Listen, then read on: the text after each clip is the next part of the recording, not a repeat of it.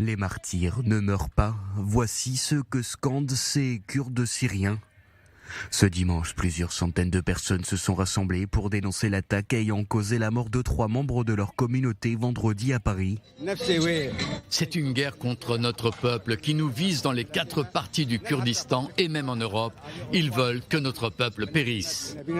Peuple sans État, à cheval sur 4 pays, la Turquie, l'Iran, l'Irak et la Syrie. Les Kurdes sont bien souvent la cible de persécutions. Entre 25 000 et 35 millions de Kurdes vivent actuellement dans le monde, dont environ 150 000 sont installés en France. Nous, le peuple kurde, demandons au gouvernement français de traduire le tueur en justice. Et le tueur, le voici, sur ces images de caméra surveillance. On le voit entrer dans un salon de coiffure, arme au poing, avant d'être maîtrisé par des hommes à l'arrière de l'établissement.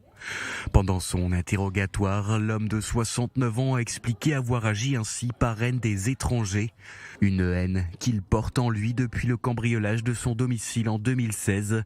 Sa première intention était d'assassiner des migrants dans une ville au nord de la capitale, d'utiliser toutes ses munitions et de se suicider avec la dernière balle. Hospitalisé dans une unité psychiatrique à l'issue de sa garde à vue, il doit être présenté ce lundi à un juge d'instruction en vue d'une éventuelle mise en examen. L'attaque a bouleversé la communauté kurde qui a dénoncé un acte terroriste et mis en cause la Turquie.